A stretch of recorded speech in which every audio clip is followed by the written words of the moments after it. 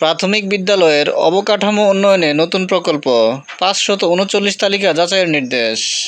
দেশের সরকারি প্রাথমিক বিদ্যালয়গুলোর অবকাঠামোগত উন্নয়নকে আরও গতিশীল করতে নতুন একটি প্রকল্প হাতে নিয়েছে প্রাথমিক শিক্ষা অধিদপ্তর ডিপিই। এই প্রকল্পের আওতায় সারা দেশের ৫৩৯টি নির্বাচিত সরকারি প্রাথমিক বিদ্যালয়ের তালিকার সঠিকতা যাচাই করে জরুরি ভিত্তিতে প্রত্যয়নপত্র পাঠানোর নির্দেশ দেওয়া হয়েছে।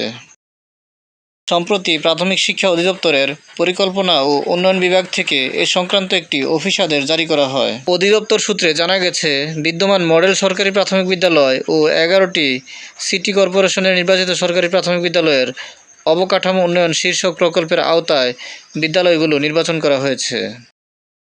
এর মধ্যে দেশের ৬৪ জেলার বিদ্যমান ৪৮৮টি মডেল সরকারি প্রাথমিক বিদ্যালয়ের তথ্য integrated primary education management information system থেকে সংগ্রহ করা হয়েছে। পাশাপাশি ১১টি সিটি কর্পোরেশনের এলাকায় আরও ৫১টি সরকারি প্রাথমিক বিদ্যালয় প্রকল্পের জন্য অন্তর্ভুক্ত করা হয়েছে।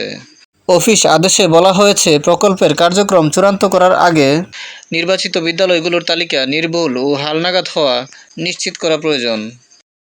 এজন্য সংশ্লিষ্ট জেলা প্রাথমিক শিক্ষা কর্মকর্তাদের নিজ নিজ জেলার বিদ্যালয়গুলোর তথ্য যাচাই বাছাই করে নির্ধারিত ছকে প্রত্যয়নপত্র প্রস্তুত করতে হবে।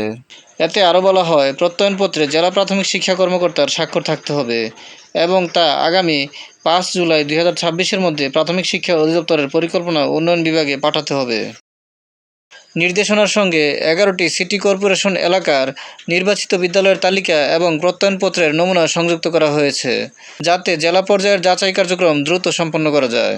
প্রাথমিক শিক্ষা অধিদপ্তরের পরিকল্পনা ও উন্নয়ন বিভাগের পরিচালক পরিকল্পনা ও উন্নয়ন মিরাজুল ইসলাম উকিল এনডিসি স্বাক্ষরিত এ নির্দেশনা দেশের সব জেলা প্রাথমিক শিক্ষা কর্মকর্তার কাছে পাঠানো হয়েছে। সংশ্লিষ্টরা মনে করছেন, প্রকল্পটি বাস্তবায়িত হলে নির্বাচিত সরকারি প্রাথমিক বিদ্যালয়গুলোর ভবন, শ্রেণীকক্ষ, স্যানিটেশন, নিরাপদ পানি, বিদ্যুৎ এবং অন্যান্য শিক্ষা সহায়ক অবকাঠামোর উন্নয়ন ত্বরান্বিত হবে। এর ফলে শিক্ষার্থীদের জন্য আরও নিরাপদ, আধুনিক ও মানসম্মত শিক্ষার পরিবেশ নিশ্চিত করা সম্ভব হবে। ভিডিওটি ভালো লাগলে লাইক, কমেন্ট ও শেয়ার করে দিবেন এবং চ্যানেলটি সাবস্ক্রাইব করে পাশে থাকার অনুরোধ জানিয়ে সকলের সুস্বাস্থ্য কামনা করে এখানেই শেষ করছি। আসসালামু আলাইকুম।